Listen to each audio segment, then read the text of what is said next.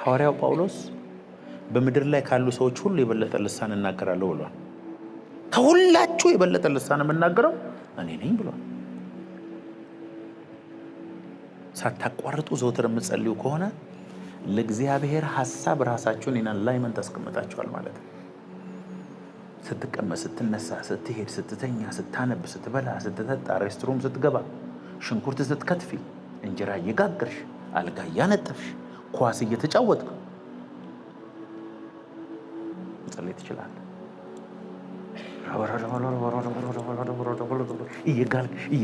እየጋልክ 1 ወር 2 ወር 6 ወር እየጋልክ ከሄድክ በኋላ it's impossible። አንተ ስፒሪቹዋሊ ክንፍ አውጥተህ እየበረርክ ነው ያለው።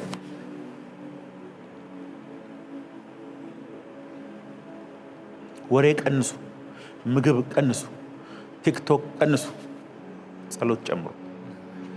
ህይወታችሁ በ20 ዓመት የማትደርሱበትን ቦታ እግዚአብሔር ሲያደርሳችሁ ታያለ።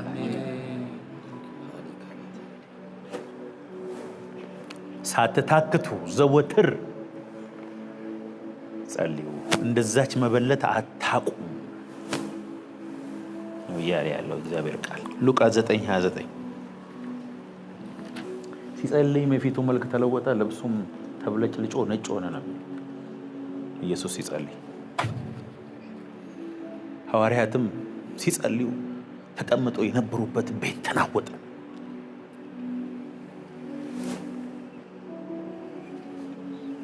ትክክለኛ ጸሎት ማወቅ ከፈለጋችሁ ምንም ከመሆኑ በፊት አንተ ላይ የሚፈጠረው የተለየ ነገር አለ። ትግል አለ። ጆሮ ይግላል፣ ያንዳንድ ሰው እጁ ይግላል፣ ውስጡ ልቡ ትራንስፎርም ይሆናል። እሳት ይሰማል። ያ እሳት ሲሰማ አንዳንድ ሰው ይሮጣል፣ አንዳንድ ሰው ይዘላል፣ አንዳንድ ሰው ጸጥ ይላል። ጸሎት ነገሮችን ከመቀየሩ በፊት አንተን ይቀይራል፣ ውስጥህን ያግለዋል፣ ያነቃቃል፣ እንደ ጋለ ብረት ያደርጋል። ለዚህ ነው በመንፈስ የምትቃጠሉ ሁኑ ወይም የጋለ መንፈስ ይኑራችሁ የሚለው። ለዚህ have a fervent spirit። የጋለ ብረት ታውቃላችሁ፣ እንደሱ ሁኑ ነው የሚለው። እንደሱ ሁሌ የጋለ ነው። ሁሌ በመንፈስ የሚቃጠል ሰው አለ፣ ሁሌ የሚዘምር ሰው አለ። መንፈስ ይሙላባችሁ እንጂ በወይን ጠጅ አትስከሩ። እንዴት? በመዝሙርና በዝማሬ በመንፈሳዊ ቅኔ ለጌታ በልባችሁ ተቀኙና ዘምሩ። አይቀርም? ሁሉ ጊዜ በልቡ ለጌታ የሚቀኝ ሰው ኮንቲኒየስ የሆነ ኢንፊሊንግ ኦፍ ዘ ሆሊ ስፒሪት ያገኛል።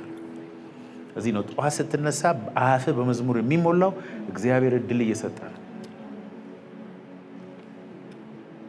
እዚህ ነው ወንድሞች ጠዋት ጺማቸውን ሲላጩ ጸጉራቸውን ሲያበጥሩ ሰምታችሁ የማታውቁትን ፉጨት ትሰማላችሁ። መዝሙርም አትችለው ሁሉ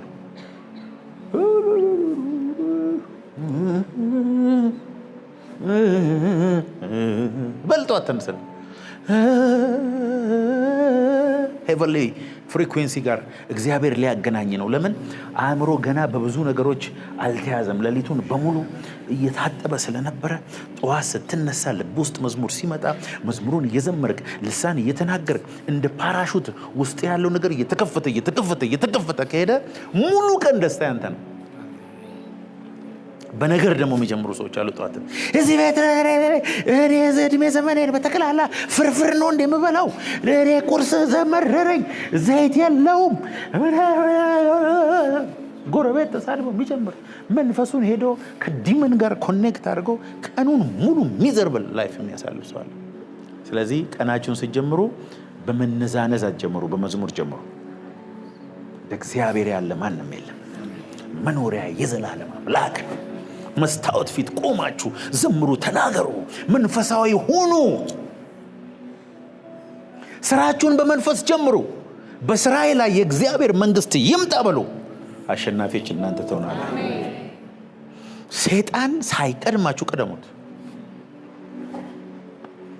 ጠዋት ተነስተ ቀንህን ካበላሸ በኋላ ማታ ላይ መተ እግዚአብሔር ላይ አታላዝነ።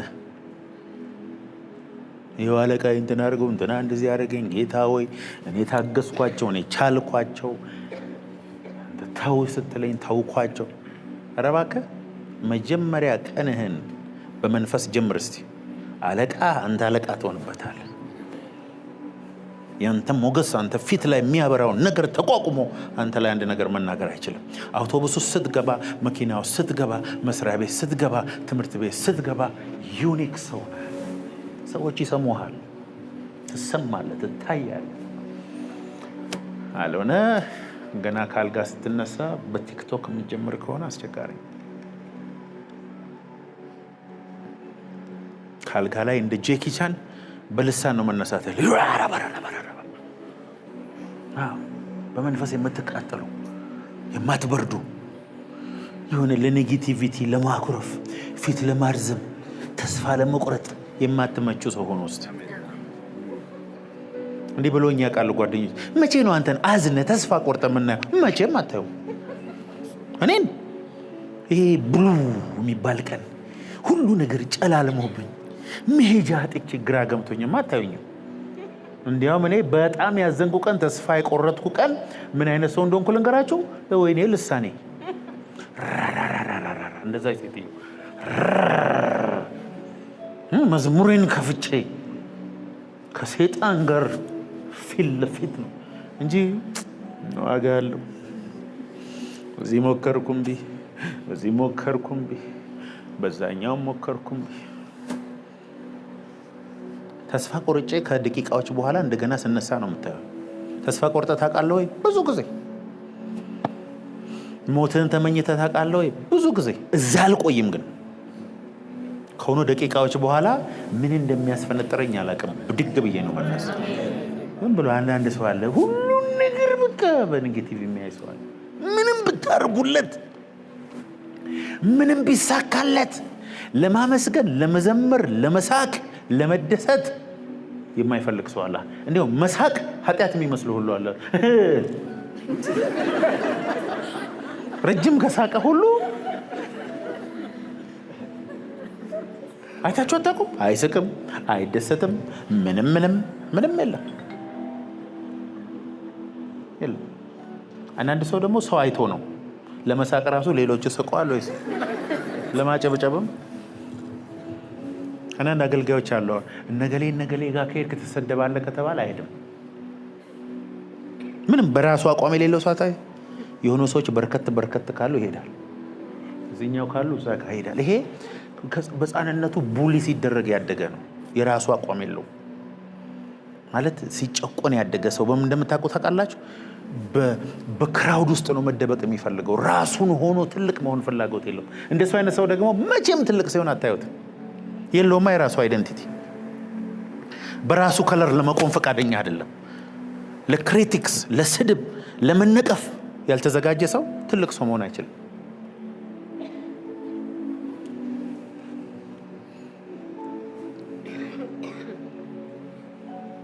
መሰደብ የማትፈልግ ከሆነ ትልቅ ለመሆን አትሞክር።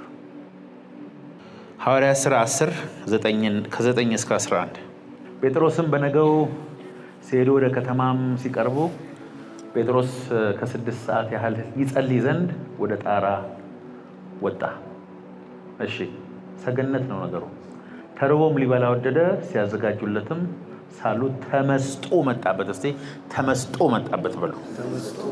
ምስጥ አለ። 6 ሰዓት ሙሉ ጸልዩ። ተመስጦ ታውቃላችሁ? ትራንስ ብዙ ሰዎች እንደ ኃጢአት ነው የሚያዩት። እሱ እየጸለይክ ስትሄድ በተመስጦ ትገባለህ ወደ ውስጠኛው ክፍልና እዚህ ምድር ሁን፣ ሰማይ ሁን፣ አየር ላይ የበረርክ ይሁን፣ ምድር ላይ ቆመ ይሁን አታውቅም። ስምጥ ብለህ ወደ ውስጠኛው ክፍል ትገባለህ። ጸሎት ኮንሲስተንሲ ነው። መጠበቅ አለብህ። ፍሰቱን ማወቅ አለብህ። ምኑ ጋር እንደምትገባ ማወቅ አለብህ። እስከምን መዘመር እንዳለብህ ታይሚንጉን ማወቅ አለብህ። ልሳን መቼ መናገር እንዳለብህ ማወቅ አለብህ። እንዴት መፍሰስ እንዳለብህ ማወቅ አለብህ። ወደ ተመስጦ እንዴት እንደምትገባ ማወቅ አለብህ። ከዛ በኋላ ሰማይ ሪል ነው የሚሆንልህ። የኛ ሀገር ጸሎት በጣም ልክ አይደለም። ጌታ ሆይ እንደዚህ ሆነው እንደራግልኝ ፔቲሽን በቃ ሁሌ ልመና ብቻ አይደለም ጸሎት። ወደ ፕሬዘንሱ መግባት ነው። ወደ ህልውናው መግባት ነው። ወደ ቅድስት መግባት ነው። እሱ ወደ ያለበት መዝለቅ ነው። እሱን መንካት ነው። አሜን አትሉ? ኃይል ማውጣት ነው። ዝቅ ማለት ነው። ሀምብል መሆን። ኢየሱስ ወደ ኢየሩሳሌም የገባው በምንድን ነው? ምን ላይ ቁጭ ብሎ ነው? አህያ ላይ ቁጭ ብሎ ነው። አህያ ማለት በነገራችን ላይ ትህትና ማለት ነው። ሰላም ማለት ነው። በዛን ዘመን ነገስታት ወደ ሌላኛው ንጉስ በፈረስ ከሄዱ ጦርነት፣ በአህያ ከሄዱና ከሩቅ ሲያያቸው አህያ ከሆነ ለሰላም ነው የመጣን ማለት ነው። ኢየሱስ አህያ ላይ ቁጭ ብሎ ሄደ። አህያ ማለት ሀምብል ማለት ነው። ባህሪያ ማለት ነው። አህያ የሚለው ቃል ኢያሱና ካሌብ በሉስ። ኢያሱ ማለት ኢየሱስ ማለት ነው። የሹዋ ማለት ነው። ወደ ተስፋይቱ ምድር የገቡት ኢየሱስና አህያው ነው ማለት ነው። ሙሴ ድንጋዩን ሁለቴ ስለመታ አይደለም ወደ አዲስቱ ኢየሩሳሌም ያልገባው፣ ስለማይገባ ነው። ህግ ነው። ህዝቡን ማድረስ ስለማይችል ነው። አይገባም። ሙሴ አይገባም። በህግ አይገባም። እስቲ በህግ አይገባም በሉ። የገባው ማን መሰላችሁ? ኢያሱ ነው። ኢየሱስ ነው። ኢያሱ ማለት ኢየሹዋ ማለት ነው። ከካሌብ ጋር ነው የገባው። አሜን አትሉም እንዴ? ብለህ ደግሞ ዛሬ አህያ ልታረገን ነው? አዎ እኔ አንተ ባሪያ ነኝ ስትል እንደ አህያ ነኝ ማለት ነው። እሺ እላለሁ፣ እሰራለሁ፣ እታዘዛለሁ፣ የምትለኝን ሁሉ አደርጋለሁ ማለት ነው። የማልጠቅም ባሪያ ነኝ ብሎ ያለው ለዚህ ነው። ስለ አህያ ብቻ አስተምራቸዋለሁ ሌላ ጊዜ። ለምንድን ነው በአህያ መንጋጋ ነው 1000 ሰው የጨረሰው? አይደለም እንዴ? የሚገርማችሁ ከጨረሰ በኋላ በአህያ መንጋጋ ሁሉ ከሞቱ በኋላ በውሃ ጥም ሊሞት ደረሰ። ጌታ ሆይ አትደርስም ወይ? ይህን ሁሉ ድል ከሰጠኝ በኋላ ልሞት ነው ወይ ብሎ በዛ ምድረ በዳ ሲጮህ እግዚአብሔር ከአህያ መንጋጋ ውስጥ ነው ውሃ ያፈለቀለት። በትህትና ውስጥ ነው የሕይወት ውሃ ወንዝ ወደ አንተ ገሽ አውጥ። አሜን በሉ፣ አሜን በሉ። ዝቅ በል። ትዕቢተኛ አትሁን። እኔነት ውስጥ ትልቅ ነኝ አትበል። ሰዎች ላይ ስትፈርድ አትታይ። እገሌ ልክ ነው፣ እገሌ ሮንግ ነው፣ እንደዚህ ነኝ፣ እኔ ነኝ ትልቅ ማለት ከጀመርክ ቀን እየተነፈስክ ነው። እግዚአብሔር ለትሑታን ጸጋን ይሰጣል። ትዕቢተኞችን ግን ምን ያደርጋቸዋል? ሰይጣን አይደለም የሚቃወመው፣ እግዚአብሔር ነው የሚቃወመው። ትዕቢተኛ ሰው በህይወቴ ፈርቼ አላውቅም። ለምን መሰላችሁ? የእሱ ጠላት እግዚአብሔር ነው። የሚነፋፋ ሰው ያለኔ ሰው የለም የሚል ሰው እግዚአብሔር ራሱ መርፌው ልኩስ ብዙ ያበጡ ሰዎችን አይተናልኛ። ያበጣችሁ እዚህ እስካላችሁ እግዚአብሔር መርፌውን ከመላኩ በፊት ራስህ ብለህ ትሁት ሁን። ማንኛውንም ነገር አሎክ ማድረግ የምትፈልጉ ከሆነ የእግዚአብሔር ኃይል በህይወታችሁ እንዲገለጥ ከሆነ በስራችሁ፣ በቢዝነሳችሁ፣ በትዳራችሁ ስታስቡ ጸሎትን ከፓወር ጋር ከመንፈስ ጋር አድርጋችሁ አስቡ። ምክንያቱም ክርስትና መንፈሳዊ ነው። ላይፍ ኢዝ ስፒሪቹዋል። ህይወት መንፈሳዊ ነው። የመጣ ነው ከመንፈሳዊ ዓለም። ህይወትን ከመንፈስ አንጻር ካያችሁ ብቻ ነው ፉል አንደርስታንዲንግ የሚኖራችሁ፣ ከብዥታ የምትወጡት። አታመናፍስ የሚሏቸው ሰዎች አሉ አይደል? እኔ እላችኋለሁ አመናፍሱ። ማመናፈስ ነው ያለብን። ሃይማኖተኞች አትሆኑ፣ ስፒሪቹዋል ሆኑ። ጴጥሮስ በዛ መመሰጥ ውስጥ የገባው እኮ ትናንትና አቢታን ከሞት አስነስተው ነው። እኔ ጴጥሮስ ሳየው በጣም መዝናናት የሚወድ አይነት ሰው ይመስለኛል። ባህር አጠገብ ነው ባይዘው ቤቱ እና ሰገነት አለው። መስኮቱን ሲከፍት ምን እንደምታዩ ታውቃላችሁ? ነጭ አሸዋና ባህር ነው የሚያየው። የሞተ ካስነሳ በኋላ ሰገነት ላይ ትራንስ ውስጥ እስከ መግባት እስከ 6 ሰዓት እንዴት ይጸልያል ሰውዬ እንዴ? በሰፈር ውስጥ ሄዶ ጣቢታን ትናንት አልሰማችሁም እንዴ? እስቲ ቴስቲሞኒ ቅረጹ። አንቺ ጣቢታ ዝም ብለሽ ተቀመጫል እየሄድሽ ጴጥሮስ ነው ያስነሳኝ ብለሽ በየቤቱ አውሪ አላለም። ያስነሳው ጌታ እንደሆነ ያውቃል። ሄዶ እሱ ምንድነው ያደረገው? ወደ ሰገነት ላይ ወጣ። እዛው ነው በተመስጦ እያለ እግዚአብሔር መንፈስ ቅዱስ ተነስና አሁን ከሚፈልጉ ሰዎች ጋር የ4 ቀን መንገድ ተከትለ ሂዳል። የቆርኔሌዎስ ቤተሰብ ሁሉ የመዳኑ ምክንያት ጴጥሮስ በመንፈስ ላይ ሆኖ እግዚአብሔርን መስማት መቻሉ። እኛ እየተመሰጠን ነው። አዎ እየተመሰጠን ያለ ነው፣ ግን ቲክቶክ ላይ ነው። ባይዘው እኔ ሶሻል ሚዲያ በጣም ሳይ ኢትዮጵያ የምትባለው ሀገር እንደተቃጠለች፣ እንዳለቀች፣ እንደጠፋች፣ እንደሞተች ህዝብ እየተባላ እንደሆነ ነው ማስበው። እሱን ትቼ ግን በሰላም ሰውን ሁሉ ሰላም፣ ኮሪደሩ ሲያምር በሰላም እየወጣን እየገባን ያለን። አሁን አሜሪካ ሆኜ አሜሪካ ያሉት ኢትዮጵያኖች ስለ ኢትዮጵያ የሚያወሩትን ብትሰሙ ትደነግጣል። ከኢትዮጵያ መጣሁ ሳትሞት እንዴት ነው መሞት? አረ ኢትዮጵያ ውስጥ የምትኖሩ ሰው እንዴት ተረፍክ? ከምንድን ነው የምትተርፈው? አንዴ ሲኤምሲ ላይ እሳት ተነሳ፣ ሲኤምሲ ውስጥ ያለ ሰው ሁሉ ተቃጥሎ አለቀ የሚል ዜና አየሁ አሜሪካ ሆኜ። ስደውል ባለቤት የስልክ አታነሳ፣ እቤት ስደውል እንትና ያነስ፣ ያ ስደውል አለቁ በቃ አልኩ። ያልደወልኩበት የለም። ለምን አላነሱም? ለሊት 9 ሰዓት ነው ተኝተው። ጠዋት ሲነሱ ምን ሆናችሁ ነው ማታረሱት? እሬ ተጨረቀ። ምን ሆነሃል? በእሳት ሲኤምሲ ሁሉ ሲያልቅ። እሬ የምን እሳት? ለካ እዚች ጋር ምንድነው የሚባለው ዩኒቨርሲቲ ምንድነው የሲቪል ሰርቪስ ጋር የሆነች ቤት ናት የተቃጠለች። አሜሪካ ግን የሰማነው the entire ሲኤምሲ እንዳለቀ።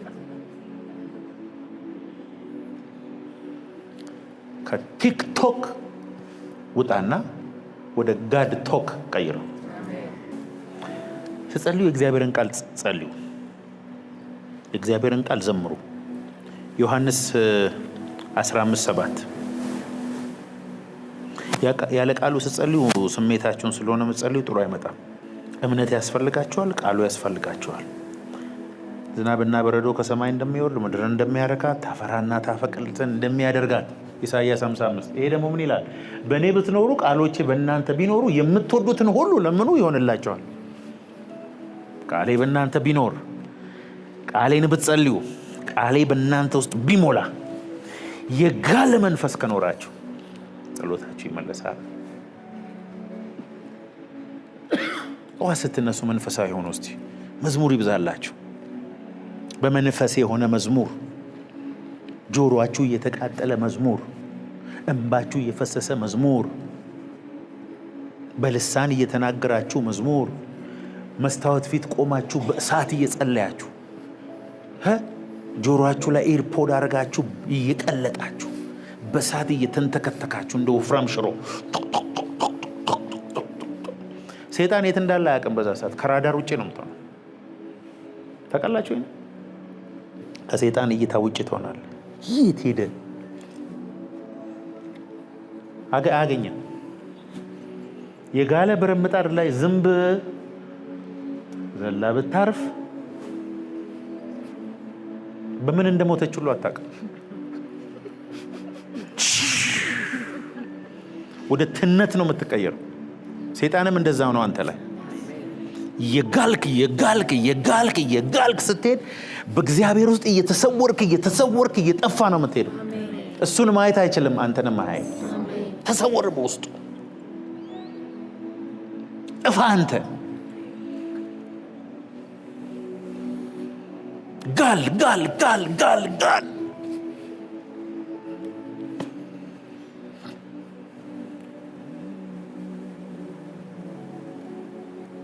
እዚህ ውስጥ እኮ ያለ አስተሳሰብ ነው እየመታውባቸው ያሉ።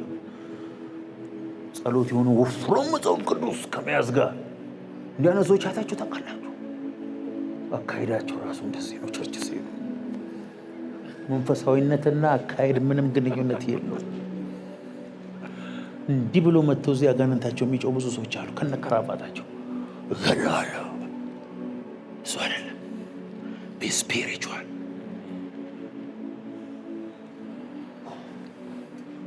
ስለ ስጋ ማሰብ spiritually minded and carnal minded መንፈሳዊ አስተሳሰብ ስጋዊ አስተሳሰብ ስጋችንም የማይፈልገው ጉድ የለም ማለቂያ የለውም የስጋችን ፍላጎት አያልቅም አውሮፕላን ብሰጠው ዓመተ ምህረቱ አልፎበታል ይላል ዛሬ የምትነዱት መኪና ከ10 ዓመት በኋላ ታፍሩበታላችሁ ቪትስ የመጣ ሰሞን ፎቶ እንዳልተነሳንበት አሁን አንኮራበት አይፎን 4S ሲመጣ የዓለም ሁሉ ኩራት እንዳልነበረ ዛሬ በእጁ ሊነካው የሚፈልግ ሰው የለም ዛሬም የያዛችሁት አይፎን 17 16 ከ3 ዓመት በኋላ ታፍርበታል ጋርቤጅ ውስጥ ነው የሚጣለው ይፈልገ የምትወዱት አሁን ነገር በተቀላላ ምንም ጥቅም የለውም ሌላ በጣም የምትወዱት ምን እንደሆነ ንገራችሁ ከ10 ዓመት በኋላ ያሁኑን መልካችሁን አሁን ያላችሁበትን ከ10 ዓመት በኋላ ምንም ከፍላችሁ እዚህ ብትመለሱ ትፈልጋላችሁ አሁን ያላችሁን መልክ አሁን ያላችሁን ቁመና አሁን ያላችሁን ማንነት ከ10 ዓመት በኋላ 10 ሚሊዮን ብር ከፍላችሁ ብትመለሱ እሺ ነው የምትሉት አትመለሱም ስለማትመለሱ አሁኑኑ ተጠቀሙበት ትናንትና የሞቱና የተቀበሩ ሰዎች ሁሉ ዛሬ እቅድ ነበራቸው ዛሬ ለመኖር ዛሬ ብዙ ነገር ለማድረግ እቅድ ሲኖራቸው ነው የሞቱት በመኪና በአደጋ በመውደቅ በትንታ ተኝቶ ባሉበት ምናምን ጊዜያቸው ጨርሶ የሄዱ ሰዎች በሙሉ ዛሬ እንኖራለን የሚል ሐሳብ ነበራቸው አፖስትል እኔ እኮ ነገ እኖራለሁ እያልኩ ነው ሁሉም እንደዛ ነው እግዚአብሔር ነገን ለማንም አልሰጠም እግዚአብሔር ዛሬን ብቻ ነው ላንተ የሰጠ ነገር ወሲ እግዚአብሔር ሁሉም ሰው ሲልንገራችሁ ቆይታ ያላችሁ ከሰኞ ጀምሮ ስፖርት ጀምራለሁ ከሰኞ ጀምሮ ታኛለ ውሃ ይጠጣለሁ ከሰኞ ጀምሮ ስኳር ያለው ሻይ አቆማል ይሄ ሰኞ አይመጣም ሰኞ የሚባል ነገር አይመጣም ትክክለኛ የሚቀይር ሰው ልክ አሁን ስኳር አቆም ያለው ከስኳር ካሁን ጀምሮ ከዚህ ጀምሮ ስፖርት እሰራለሁ ብሎ አሁን የሚጀምር ሰው ብቻ ነው የሆነ ነገር ለመጀመር ለነገ የሚያስቀምጥ ሰው በእድሜ ዘመኑ ነገ ለውጥ አሁን ለመጸለይ አሁን ለመቀባት አሁን ለኃይል አሁን ለክብር አሁን አሜን